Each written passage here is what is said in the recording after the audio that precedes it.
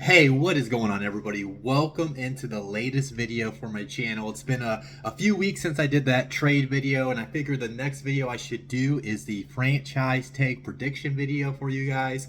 We're actually already inside the window of the franchise tag, which players can be hit with.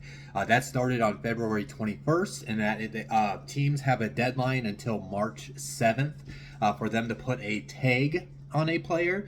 And just in case we have any casual fans that don't really understand what type of franchise tags players can get hit with, I'll actually run over that really quick. There's three different franchise tags that teams can put on top of players.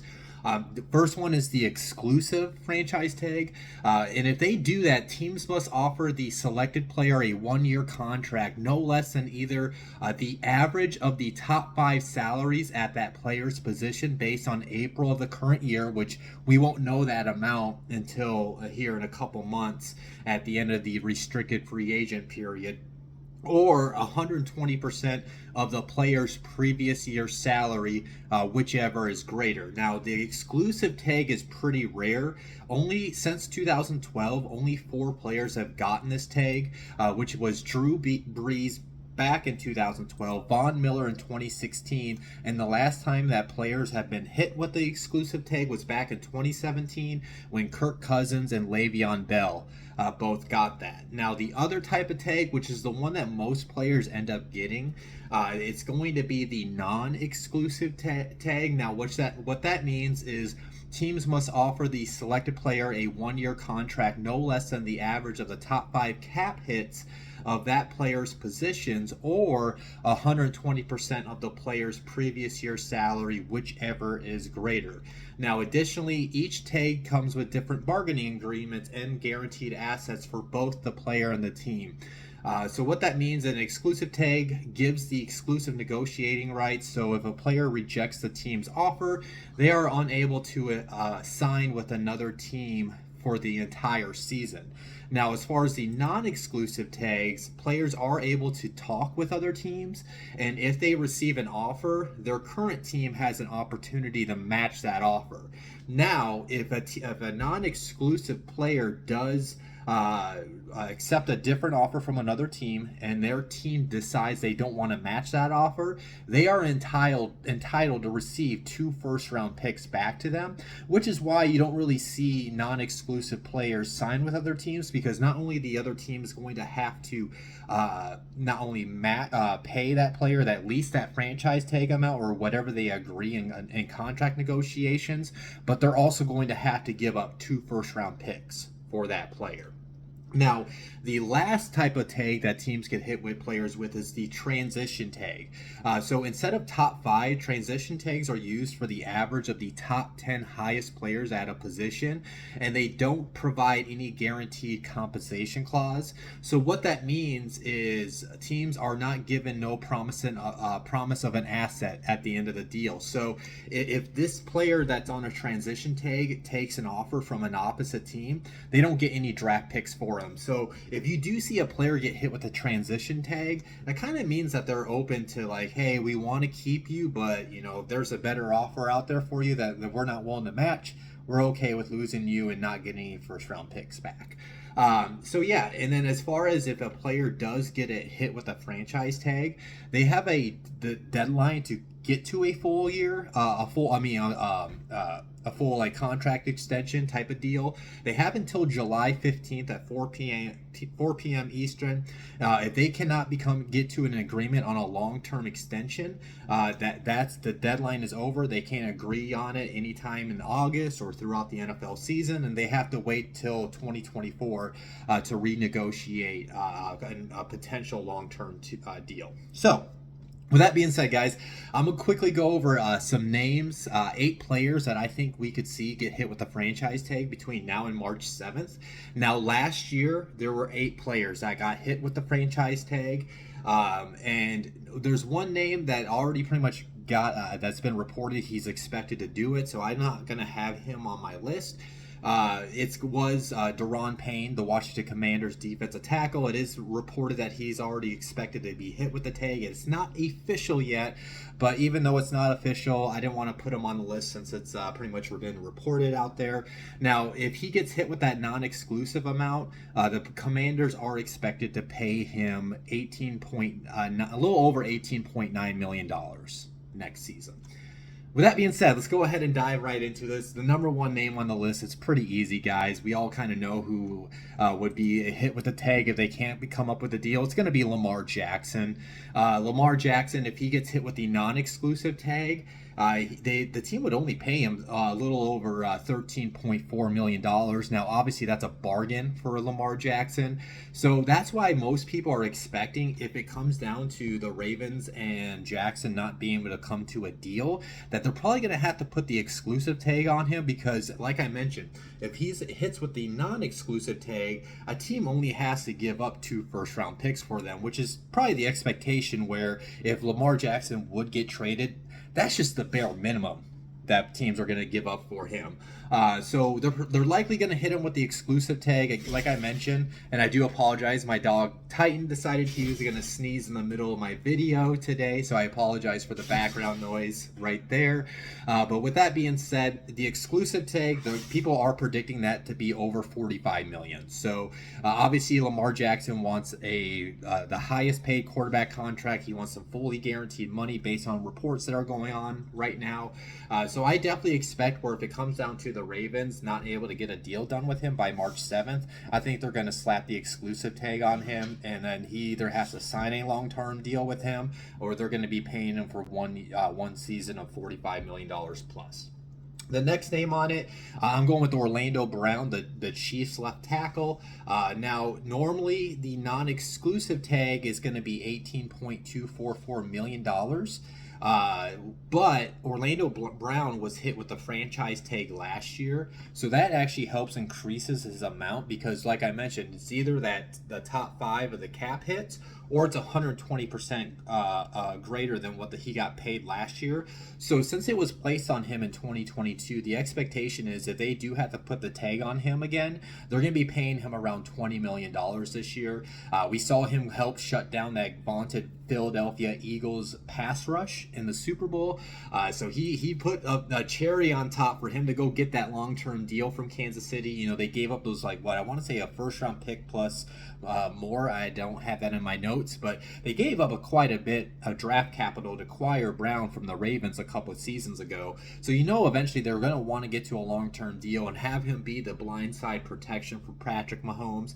So I definitely think he's going to get hit with a tag, but I would not be surprised if the Chiefs and the Browns work out a deal this offseason at some point. The next name on my list, now I will go ahead and say this, there's two players there. I'm already kind of giving out a spoiler alert, but there are 2 players on this list from the same team, and do understand you cannot place a franchise tag on more than 1 player. So with that being said, the Giants are going to have to make a decision over here in the next couple of weeks. But Daniel Jones is a guy that to watch for. Now, if they do end up putting the non-exclusive tag on him, they would pay him around $32.4 million, just a little north of that amount. And then if they decide to go with the transition tag, they would pay around just over $29.5 million for him to play football next year. Daniel Jones is higher than the other name on my list just because the quarterback position is the most important position in football. So I do think if it comes down to it, they're going to probably lean towards a quarterback over a running back. That kind of just tells you guys who I'm going to talk about here in a moment. But with that being said, I do think they're going to try to get a deal done, but if Daniel Jones wants way more money than $32 million, maybe they just let him hit free agency as well. Moving into the next name on my list really quick, I'm going with Jordan Poyer for the Buffalo Bills, the veteran safety there. You normally kind of don't see older veterans get hit with the franchise tag, but I think Poyer is so important to that Bills defense. They're in this window right now where they need to go ahead and go after and finally at least get to the Super Bowl with this Buffalo Bills roster, and I do think if they would lose Poyer, that would be a very significant hit to their defense. So I think they're going to hit him with the franchise tag so they can at least try to work out a long-term deal with him. If they decide to give him the non-exclusive tag, they're going to have to pay him just a little over $8.4 million. And then if they hit him with a transition tag, it would be around just a little over $11.8 million. And then moving into the next name on the list, a guy I was already hinting at, Saquon Barkley.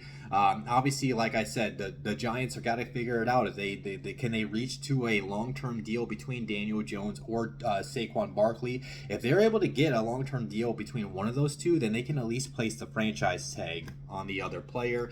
And the running back franchise tag is very favorable. If they did put the non-exclusive tag on him, they're only paying him just over $10 million a year, which is honestly very cheap for a player like Saquon Barkley. The highest paid running back is Christian McCaffrey at $16 million. The latest kind of notable contract extension was Nick Chubb, and he's only getting paid $12.2 million.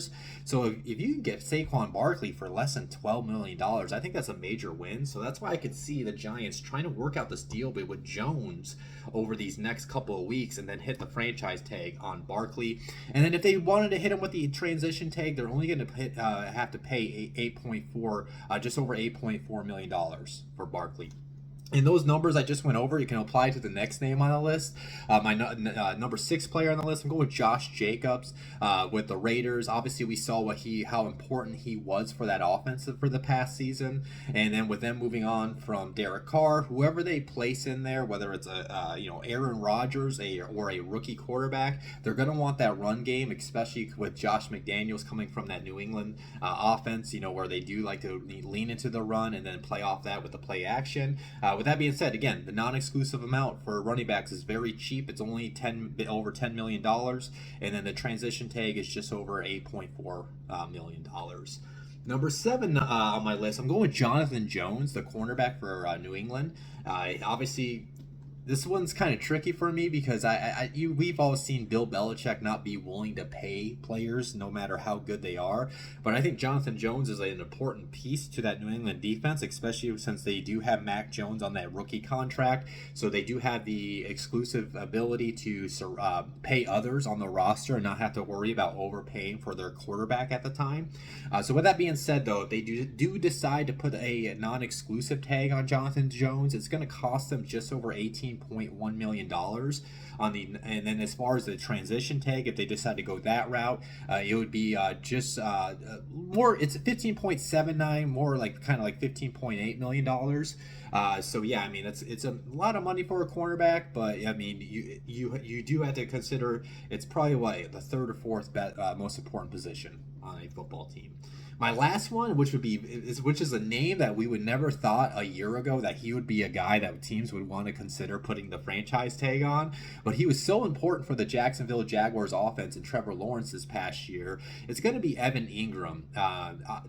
With him, the reason why I can see it doing, I think it's a pretty favorable deal for a 1-year deal on a tight end. For a tight end, the non-exclusive deal would be just over $11.3 million, and the transition tag would be just over $9.7 million. And it's just because, just like I said about Mac Jones, obviously I think Trevor Lawrence is a way better quarterback than Mac Jones. They have this rookie contract. Trevor's entering the 3rd year. After next year, he'll be eligible for his contract extension. So you want to put as many skill position players around Trevor Lawrence right now. They got Calvin Ridley coming in. They got Christian Kirk coming back. And then obviously I believe they're going to move on from Marvin Jones. So with that being said, you want to keep that tight end who's a young quarterback's favorite, can be a young quarterback's favorite target. And we saw what he was able to do for that offense. And he's a player where we've seen his past, right? He's been very inconsistent. So he's a guy where it's like you don't really want to offer him a long-term deal at this point. You kind of want to see if he can prove it to you one more year in a row before you do. So yeah, that's why I can see them slapping the franchise tag on him, because the non-exclusive tag on him, because I don't really see another team wanting to give up 2 first-round picks for Evan Ingram. So they could just pay him $11.3 million. They got the rookie contract to take advantage of. So that's why I definitely can see Evan Ingram getting hit with it over the next couple weeks. So yeah, that is my latest video for you guys. The top 8 players players likely I could see getting hit with the franchise tag. For my next video, I'm not sure exactly what I'm going to do, but I want to do something for the free agency period that's going to be coming up, so stay tuned for that. If you enjoyed this video, hit the like button. If you haven't subscribed to my channel, make sure you do hit the subscribe button so you can keep up with all my latest content throughout the off season. And then other than that, I'm gonna head out of here. You guys enjoy your day, your night, whenever you're watching this weekend, if you happen to watch this when it gets posted today. Peace out. I'll talk to you later.